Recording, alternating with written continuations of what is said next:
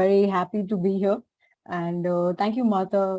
We spoke a couple of months ago about, the Resilient Festival, and I'm so excited to see that, something on a global stage is going to happen at some point. And I think after the pandemic, resilience has become even more resonating term for just about every organization, because to survive through difficult change, it's so important that we are able to understand what those trajectories of change are, and for us to be able to implement those changes in the organizations as well.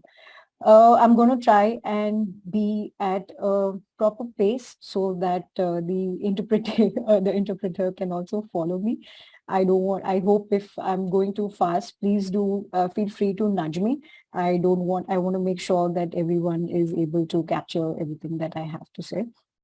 And I think I don't want to treat this as a webinar, or, I'm not an expert on the topic, but I definitely have some insights to share and some ideas which I think could be useful for organizations. I come primarily working with grassroots organizations. I've seen how much the pandemic has affected these grassroots organizations, and some of them are on the verge of closing as well. So it's so important that we start making resilience as a culture. I am going to just start sharing my presentation as well. Yeah. Is that visible? Yes. Although you've turned off your video, I don't know if you meant to do that. Yeah. Yeah, I'm not sure. Just kind of turned off on its own. That's fine. But anyways, yeah. Okay. So, sorry. The slides are very clear. You're looking great. Okay. Okay, great. All right. So, welcome again. The topic, as you would all know, is leading a resilient organization through change. Before I start, just a brief introduction of what we are trying to do at GroundUp. GroundUp conservation essentially powers up grassroots in ecologically rich landscapes and position them to scale for people and biodiversity. We strongly believe that if we are to strengthen grassroots organizations and align them to international standards, we will be able to give them an equal footing in the conservation hierarchy. And we truly believe that grassroots organizations have the potential to contribute for higher return on investment on conservation and livelihood targets. We do apply a no-harm approach to nature, fostering bottom-up approaches and building conservation enterprises with grassroots to ensure long-term sustainability of organizations and landscapes as well. We are also presently working in India and Nepal through with various partners. So what the session is going to look like typically is that I will probably not spend too much time on sharing with you what resilience means or what a resilient organization means, because I suppose you must have attended a lot of other sessions during this entire festival, which actually explains that. But we will look into what disruption and change fatigue looks like, and how that can turn into reflection and opportunity for organizations, and three pillars which are so important for resilience building. Then we look at how do we really lead a resilient organization through all those changes, the attributes of resilience. And I think when it comes to resilience building or resilient organization, we know what those characteristics should be, but sometimes we don't know how do we really implement those change in the organization. So we'll go through this entire eight-step change model. Then we look at a self-assessment meter. Where do we really stand? When do we assess? Where are we and how far we need to go? And just few tips I'd like to share on how do we really reimagine resilience as a leader. Radhika, if you would just slow down a little bit. Right. I'm sorry. I'm sorry about that. Okay. So what is resilience? I'm sure you will be coming across all these terms in the coming few days during the entire festival also. It's endurance, a solution, a change in attitude to empower, grow, or motivate, and the ability to move through different phases. In short, resilience is the process and outcome of successfully adapting to change, to whatever the challenging experiences might be. It can be mental, emotional, behavioral, and these could be at an individual level or it could be at an organizational level. There are a number of factors that contribute how well people adapt to change through diversities. These are the ways in which the individuals view or engage with the world, the ability or the availability of quality social support systems that we have, and identified coping strategies. These, of course, are different and they vary from people to people, organization to organization. But in a nutshell, if I would say, this is exactly what resilience as a term means. What does it mean for an organization when we talk about resilience for an organization? It's got a similar connotation to it, but sometimes we'll probably just take it to another level as well. And I personally feel, and having experience working with grassroots, is that organizations tend to scramble to make modifications on a very ad hoc basis, with obviously various degrees of successes. It's often good to spend some more time before the next crisis hit. We need to start thinking more systematically about what those details are, what are those different subsystems within the whole. We start looking at the granular nuts and bolts methods of how we start building resilience, and what are those other alternatives that we can have to create and experiment with that change. Organizational resilience is usually defined as the capacity of an organization to absorb and adopt to a changing environment. Essentially, you have the bare minimum procedures or the bare minimum equipment to ensure that you're still able to achieve those targets that you have set for, to survive and prosper through all those changes that an organization goes through. To sum it up, Peter Senge, who's usually considered the father of systems thinking, and he's always been at the forefront of systems thinking and systems awareness. He rightly said that too often we remain stuck in certain old patterns of seeing and acting. And only by encouraging a deeper level of learning, we create an awareness of the larger whole and lead those actions to help shape its evolution and our future. This essentially means that, when we're talking about resilient organizations, we need to start realizing and anticipating what those changes are. We need to also acknowledge what our old habits and patterns have been, and what change and how we can bring about that change while letting go of those whole patterns and habits. When we talk about resilient organizations, what do they really look like, or what are the characteristics that define resilient organizations?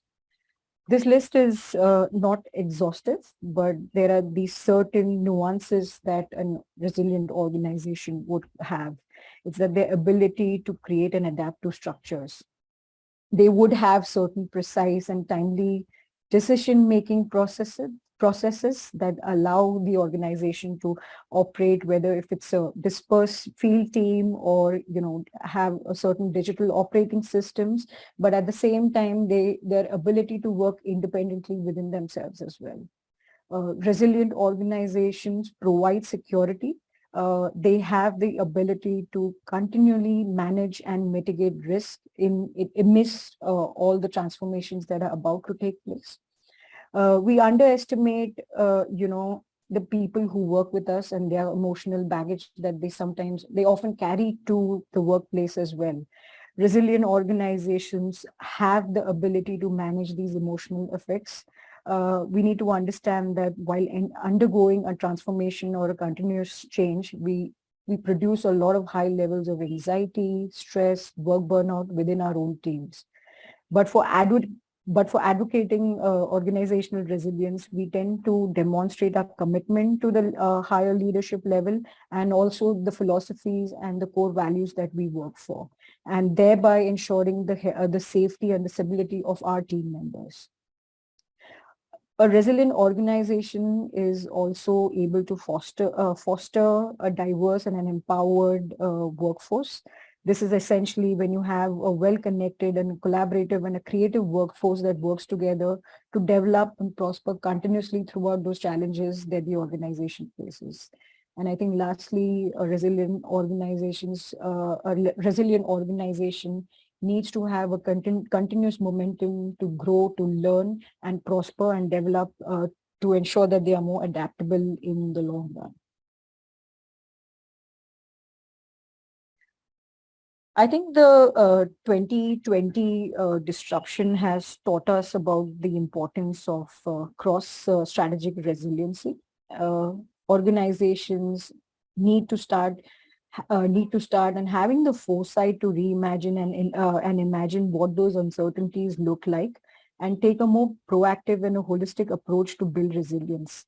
Of course, we hope that something like COVID doesn't strike back, but we do know that there are so many other socio-political changes which are already taking place in the world, and the disruptions are just around the corner. So when we talk about, organizational resilience, we tend to manage a lot of things in silos and within specific verticals or within specific functions. Like when we need to start fundraising, we tend to hire more people who can write good proposals, or sometimes project staff just to attend a certain output of a project. But we need to start looking at beyond these silos and beyond these smaller functions of the organization. We need to start looking at the broader and a more integrated approach across organization functions. And I think the three pillars that make an organization are the financial, the operational, and the character. Finance is basically, we've seen through COVID, I go back to COVID, we've seen through COVID that so much of the funding had gone to the health sector. A lot of donors pulled out of so many projects that were already going on ground. We need to obviously start planning better about what that financial sustainability and resilience will look like for organizations. Of course, it's not easy. Not every organization would have a corpus to work with. But because now we know that COVID or COVID-like situation can strike back, we start building those kind of resilience, financial resilience within the organization. Second is the operational resilience. An organization needs to ensure that it has the capacity to absorb impacts on its team, its people, the communities that we work for, the facilities. I don't think, of course, this is not an overnight process. We need to try and build what those scenarios could be in the future, and start at least acknowledging and putting in practice what those changes can be made at the operational level. Character resilience is the third one. Character resilience is also called as reputational resilience sometimes, but I think the character resilience is essentially how responsive the organization is to external perceptions, and how we build a foundation of trust, dependability, and responsibility with the stakeholders that we work for and the communities that we work for. And this, of course, includes the management of the donors and all the other external agents. So these three are usually considered the foundation of organizational resilience. Any change to take place will always fall within these three main pillars. It's so important that these, again, are not looked in isolation of each other, but they are codependencies that need to be brought together to build resilient organizations. And I think we always need to remember that change is the only constant. No matter how much we resist, change is always going to be part of the entire process that we work for, or the journey of any organization. And being resilient is not about, rather, we should not be resisting ourselves to change. Being resilient is not resisting to change, rather adopting and absorbing that change itself. So basically, as the organization evolves, there will always be new pressures and threats that will emerge. This could be at a systemic level, this could be at a functional level, or individual or a team level. But the organization will have to keep creating an environment that enables flexibility to change. And it's only how we adapt to this change that's where resilience come to the forefront. There's almost a culture of transformation that needs to take place within an organization, and it needs to become a habit for organizations to adapt to that change. So how do we lead a resilient organization through change? Of course, it's a lot more difficult than said. Ultimately, as a leader or when you're part of the senior management, no matter how much we resist, one needs to lead the organizational through various pressures and changes. We can sometimes prepare for certain uncertainties, certain scenarios, but we may not necessarily be able to identify or imagine what can eventually go wrong. But sailing through these difficult times and ensuring that the team and the organizations are equipped to handle the pressures is a part of resilience and is critical for the organizations. I think it also comes down to, how do we really do this? What are those tangible outputs? Do we just say that, yes, we want to build a resilient organization, but how are we really going to implement change? So there is this amazing tool by John Kotter, which I will come to. Before I move to the tool, I strongly recommend reading to Deloitte's Global Annual Readiness Report.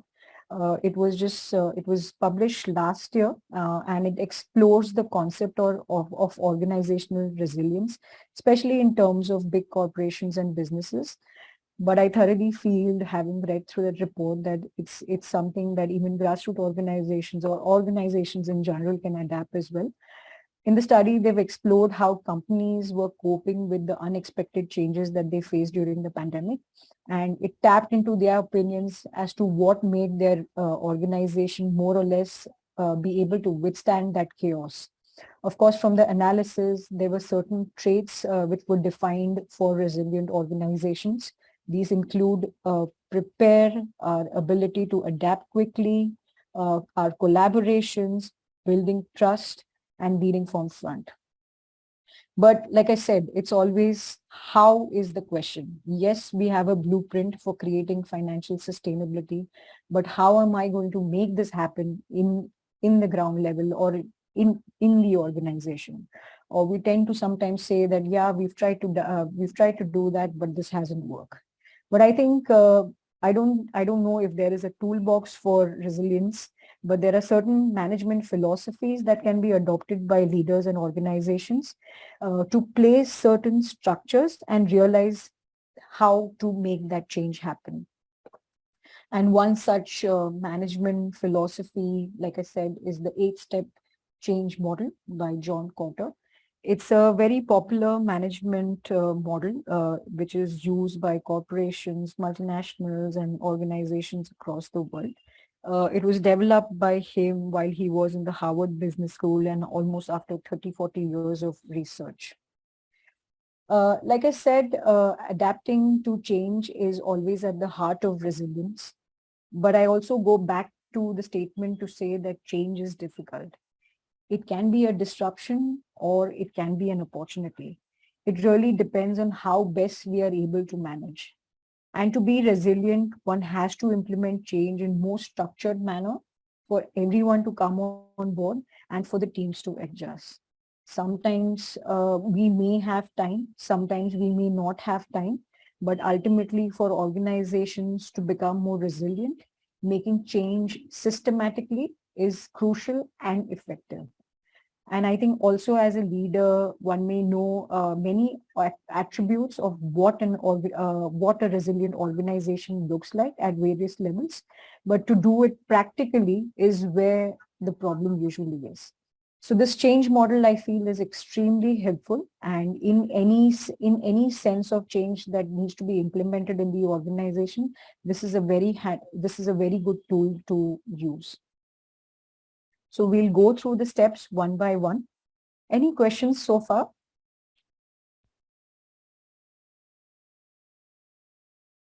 All right. So let's move ahead. So step one in this entire model is to create a sense of urgency. The process establishes itself when you know that there is a certain change that needs to happen in the organization, and everyone feels that this change is there to happen and it's crucial for the growth of the organization. Without everyone not understanding what this urgency is, what this change is, it is very difficult to keep momentum in the long term, in the long run for this change initiative. And to achieve that kind of long lasting transformation, it's so important that everyone understands what this change is and why this change is important for the organization to take place. It also helps to prepare, teams and individuals for the upcoming, for the change that is to happen, and motivate them to be a part of this entire change initiative. Something as simple as a SWOT can really help. Like, it just helps you analyze what those existing threats are and what are the opportunities that we can work with. And based on this, some future scenarios can be portrayed as to what can happen and what we can do as an organization to ensure that there is no long-term disruption. Rather, we use this as an opportunity to make that change happen. Also, this requires to openly discuss with employees what is going to happen and why this change is ultimately going to take place in the organization. We also create a forum to talk about these issues, the threats, the possible solutions. It's always also good to have an extension of who the stakeholders are or the industry experts who can help us bring about that change. Of course, it depends on what the change you're trying to make. It depends whether you need to get those people involved or not. It can be internal or it can be a hybrid of internal and external. The step two in the change model is building a guiding team.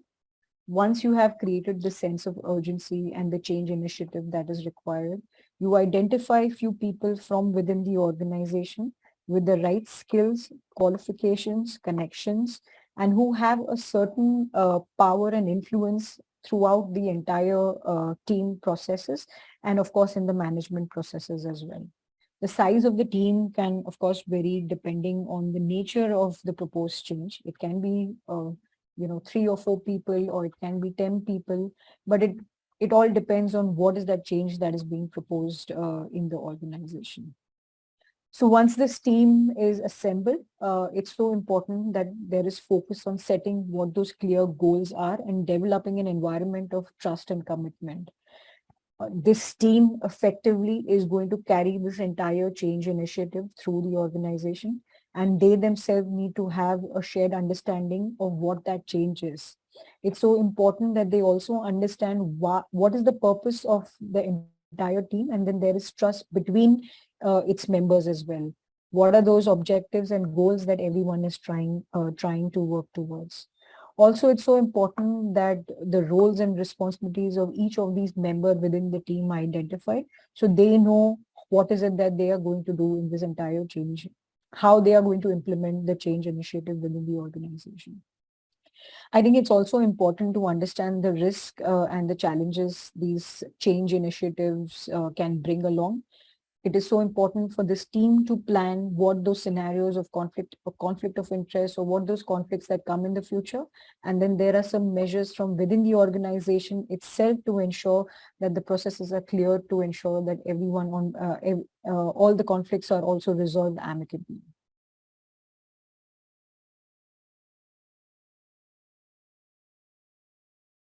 Sorry.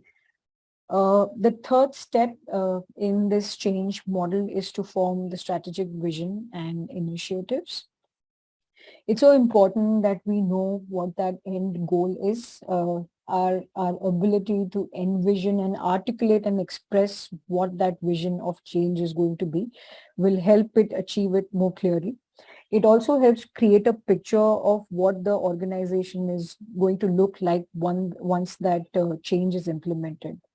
And the right vision just helps to bring about change more successfully. It can inspire not just the guiding team, but the rest of the individuals in the organization. And it always also guides the actions and the decision making during this entire process.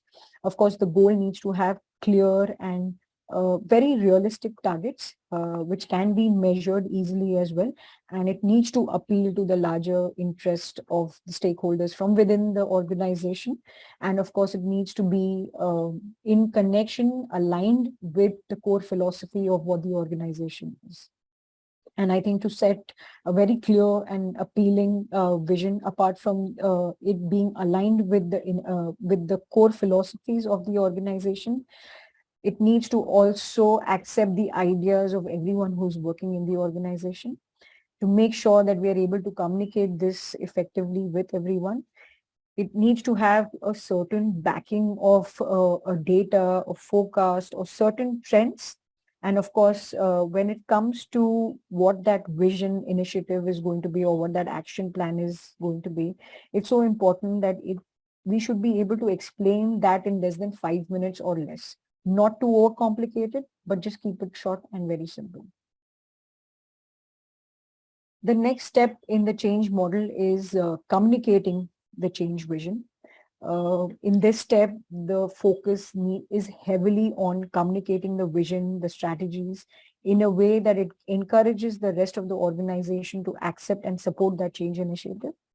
The goal here essentially is to capture the hearts and minds of everyone involved, everyone in the organization, to get them support that change, to get them believe that yes, we can do it and yes, we will do it.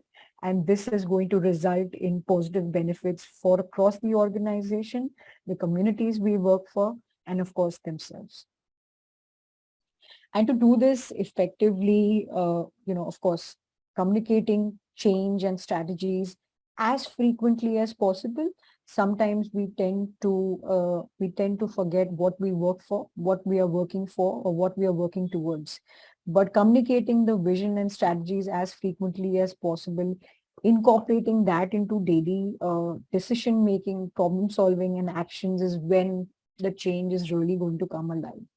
Also, when it comes to the top leadership or the senior management, they need to start walking the talk.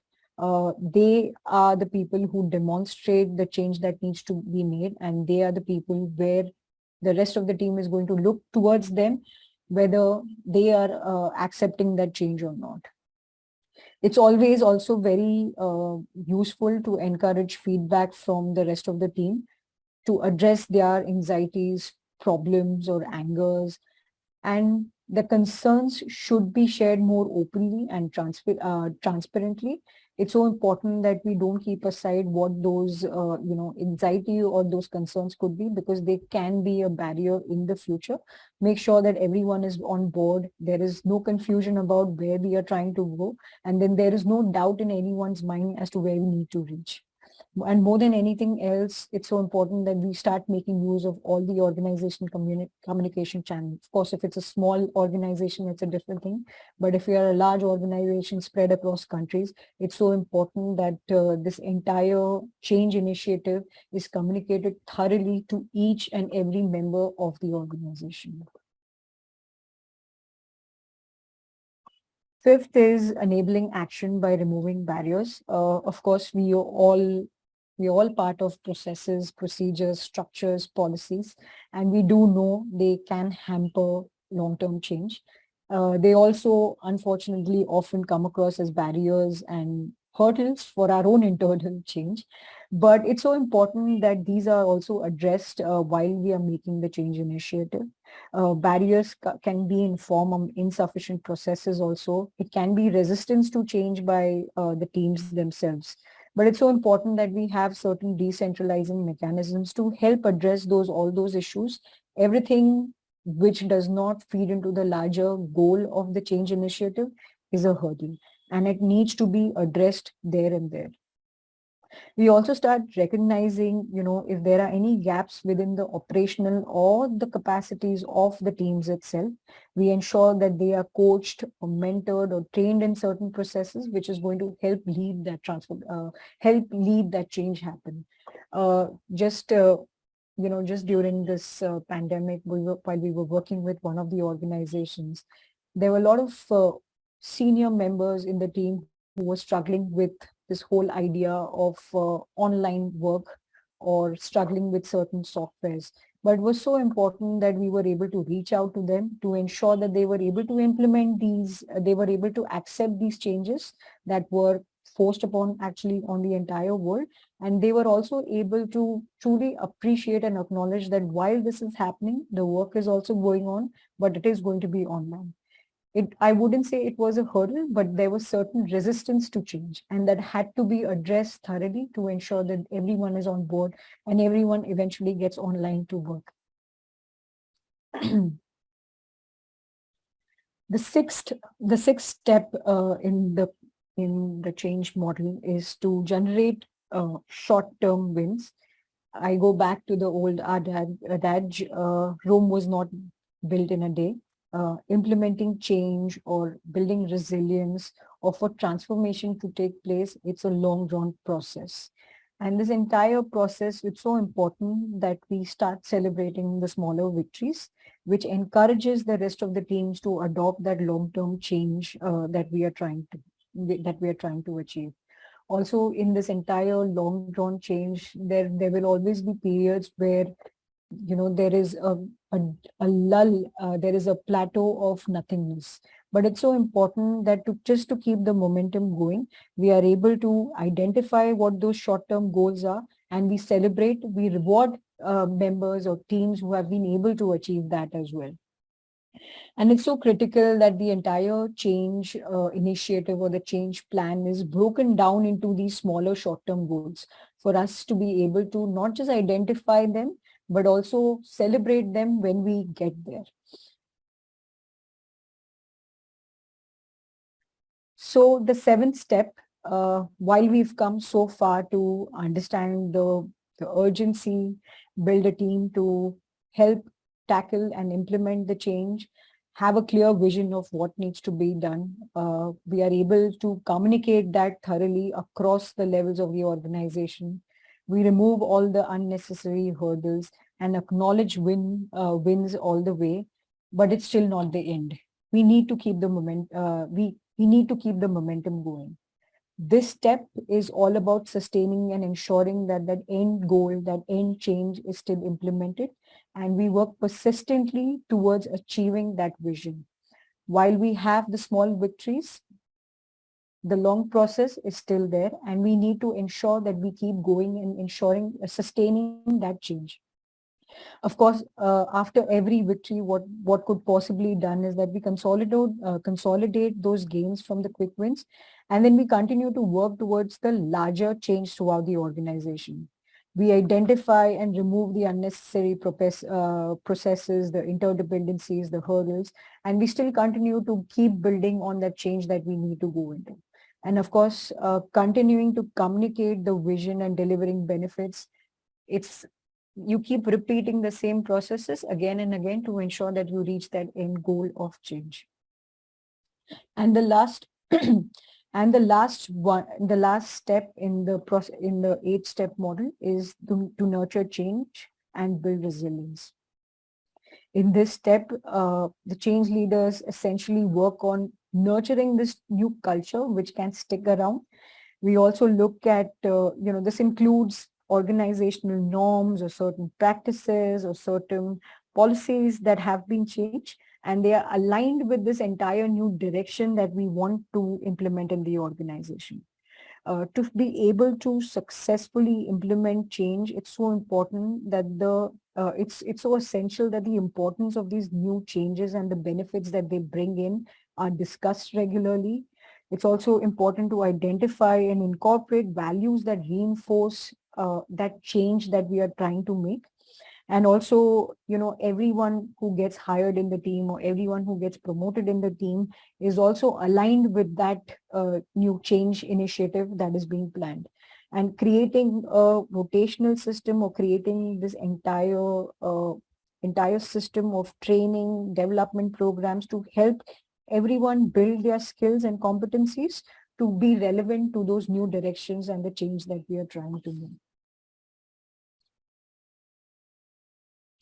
So that is essentially the 8-step process by John Kotter. I think it's extremely important to institute change.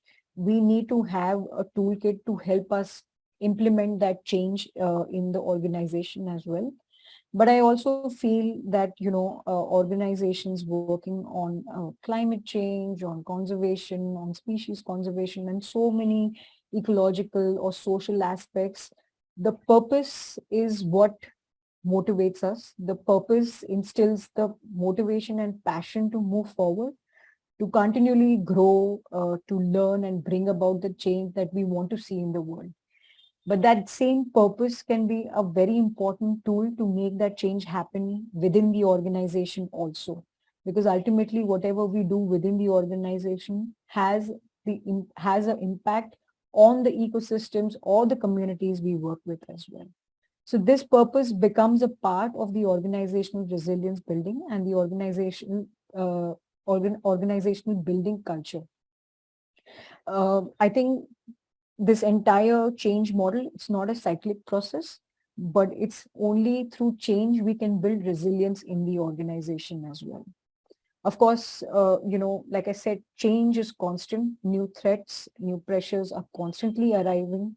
It's so important that we regularly do some sort of an assessment within the organization to ensure that we are on track to where we need to be, especially in terms of our organization, operational, financial, and character resilience of the organization. We tend to ask ourselves, do we have the teams to guide that change and ensure that resilience sinks through across?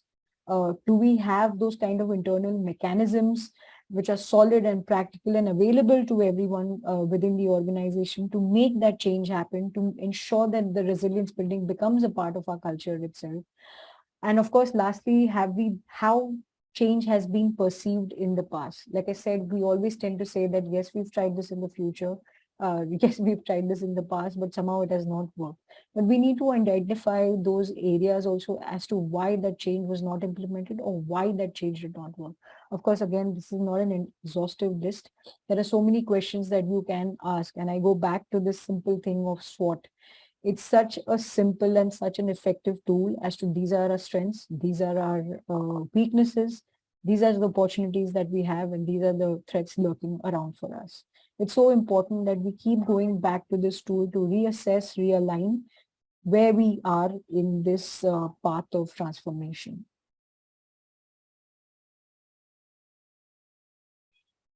And I think lastly, as a leader, we need to reimagine resilience action.